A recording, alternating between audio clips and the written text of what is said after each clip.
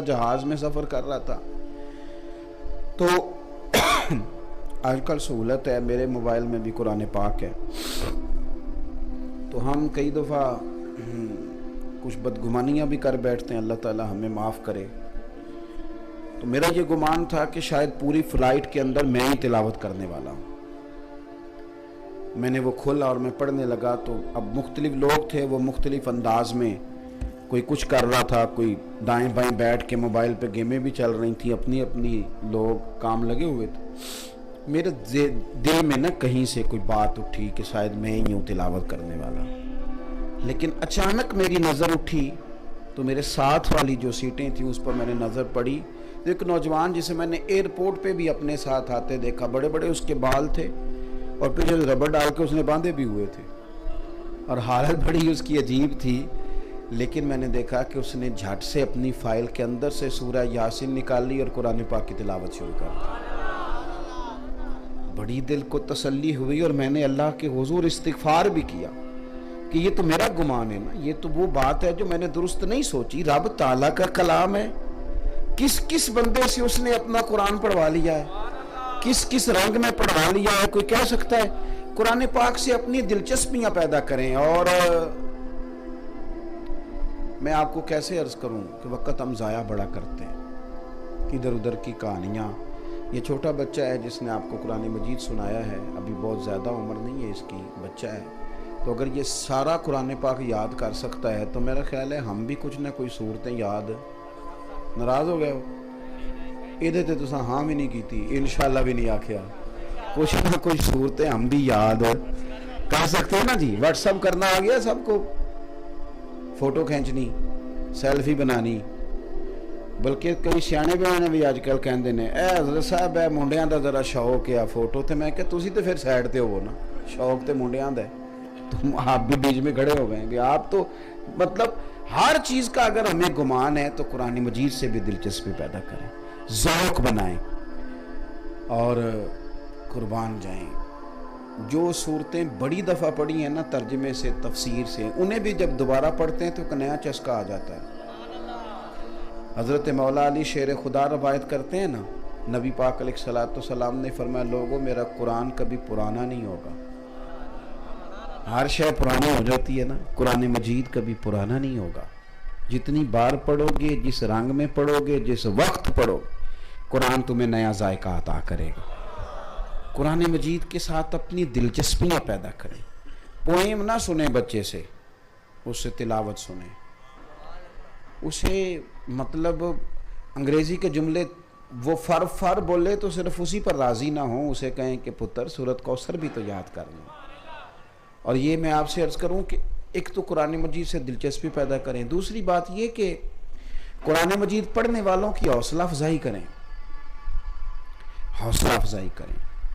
हमारे यहाँ ये होता है कि एक साहब जो कभी कभार आते हैं लेकिन सोरसार अच्छी है तो वो कई सारे नोट ले जाते हैं, और जो बेचारा कारी 5 नमाजें पढ़ाता है और बच्चों को कुरान मजीद पढ़ाता है और कई नस्लों को पढ़ाता है, उसको तो ईद भी लोग सूट भी लोग 27वीं रात को देते हैं ताकि ना कोई दर्जी पकड़े ना सी के देते 27वीं रात को, और फिर हिसाब करते हैं। मैंने एक साहब से कहा कि आप कितनी खिदमत करेंगे इस इमाम साहब की, तो कहने लगे तनख्वाह दे देंगे, साथ को 2-3 हज़ार रुपया दे देंगे।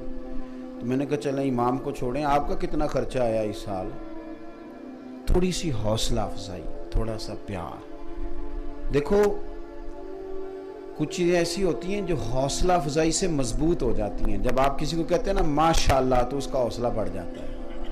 यानी बहुत सारे बंदे तरावियाँ पढ़ के कह रहे होते हैं कि मेरे पैरों में सोजन आ गई है, तो मुझे बताएं जिसने सारा दिन याद की है। मैं ढेर सारे उन हुफ़ाज़े किराम को जानता हूँ जो तरावी के बाद रोटी खाते हैं, पहले खाते नहीं, कहते खा लेंगे तो पढ़ाएंगे कैसे, मेहनत करते हैं। देखें नबी पाक सल्लल्लाहु ताला अलैहि वसल्लम ने ना हमें एक ज़ौक़ दिया है किताब व सुन्नत का, उस पर हमें आगे बढ़ना चाहिए। और तीसरी बात आपकी खिदमत में ये अर्ज़ करनी है कि कुरान मजीद के मफ़ाहीम पर, तर्जुमे पर गौर करें। कुरान हमसे क्या कलाम करता है।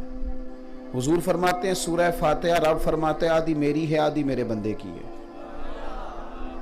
आप इन कुरान मजीद का तर्जुमा याद करें, और उस तर्जुमे के साथ जब आप कुरान मजीद को पढ़ेंगे, सीखेंगे, उस पर गौर करेंगे, तो आपको महसूस होगा कि जैसे कुरान मजीद इस्लाह ही मेरी कर रहा है, बात ही मेरे साथ हो रही है। जिस तरह, तवज्जो है आप दोस्तों की मेरी बात पर, जिस तरह कुछ समझदार आदमी, कोई दरवेश आदमी कलाम करे ना, कभी अल्लाह का बंदा, तो कलाम इस तरह लगता है कि जैसे फकत हमारी ही बात हो रही है, ये मुझे ही समझाया जा रहा है। अरब के जो पक्के काफिर थे ना, पक्के, वो भी जब हुजूर तिलावत करते थे तो गौर से सुनते थे, क्योंकि वो सीधा जाके असर करता था ना, कुरान मजीद सीधा असर करता था। पक्के कुफार, हुजूर रात को तिलावत कर रहे थे तो छुप छुप के झाड़ियों में, अबू जाल भी सुन रहा था, अबू सुफियान बाद में मुसलमान हुए, वो भी सुन रहे थे, अखनस बिन शुरैक भी सुन रहा था।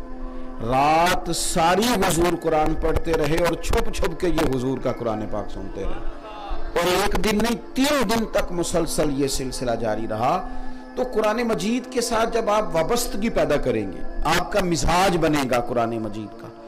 बच्चों को जब आप, मैं एक मजमून देख रहा था कि यूरोप में अब लोग इस तरह करते हैं कि वो ना, तन्हाई पसंद हो गई है ना हमारी सोसाइटी, जब से मोबाइल आया है ना, सानू तो तकते ही कोई नहीं, मोबाइल ते लगे रहते हैं। तो वो जब से मोबाइल आया है ना, लोग तन्हाई पसंद हैं। बच्चे कोशिश करते हैं, बच्चे क्या बड़े कोशिश करते हैं कोई कोना मिले अकेले बैठने में और अपनी मर्जी की चीज़ें सुने और देखें। तो अब एक कुछ तबकात ऐसे हैं जो शादी से पहले बच्चों को बाकायदा किसी मोटिवेशनल के पास ले जाके कोर्स कराते हैं, उसे घंटे घंटे 2-2 घंटे के सेशन कराते हैं, ताकि उसको किसी और को भी बर्दाश्त करने का उसके दिल में जज्बा है और वो गुजारा कर सके। बच्चियों और बच्चों को कोर्सेज कराए जाते हैं। तो मैं वो कोर्सेज का मजमून देख रहा था कि जनाब इस तरह करके आप गुंजाइश पैदा करें, इस तरह करके आप किसी और को भी, मुख्तलिफ मिजाजों के लोग होते हैं तो गुजारा नहीं होता मियाँ बीवी का।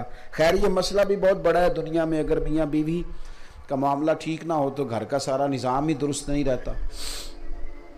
लेकिन आप जितने मर्जी मोटिवेशनल स्पीकर के पास जाएं और जितने मर्जी कोर्सेज कराएं, कुरान मजीद का एक जुमला हर चीज पर भारी है। मियाँ बीवी के रिश्ते का जिक्र किया तो कहा हुन्ना लिबासुल लकुम व अंतुम लिबासुल लहुन। मर्द औरत का लिबास है, औरत मर्द का लिबास है। बात ही खत्म कर दी। ढूंढ लो जितने मर्दी स्कॉलर, तलाश कर लो जितनी बड़ी बड़ी बातें, मर्द औरत का लिबास है, औरत है। 3 बातें मुफस्सिरीन ने लिखी हैं, बड़ी चीजें इस पर कही जाती हैं, पर 3 बातें। एक तो वो कहते हैं कि जितने मर्जी भी दाग हो ना वजूद पर, बंदा लिबास पहन ले तो छुप जाते हैं। तो मियाँ बीवी भी छुपा लेते हैं एक दूसरे को, सारी कमजोरियां छुप गई, सारी गलतियां छुप गई। दूसरी बात, सर्दी हो या गर्मी, लिबास की वजह से ही इंसान शिद्दत से बचता है। सख्त ठंड में भी लिबास की जरूरत होती है, और सख्त गर्मी भी हो ना तो फिर भी लोगों ने पर्दे लेके ऊपर लिए होते हैं ताकि धूप से बच जाएं। बंदे को गर्मी की शिद्दत से, सर्दी की शिद्दत से लिबास ही बचाता है। क्या रिश्ते का तकद्दुस बयान किया।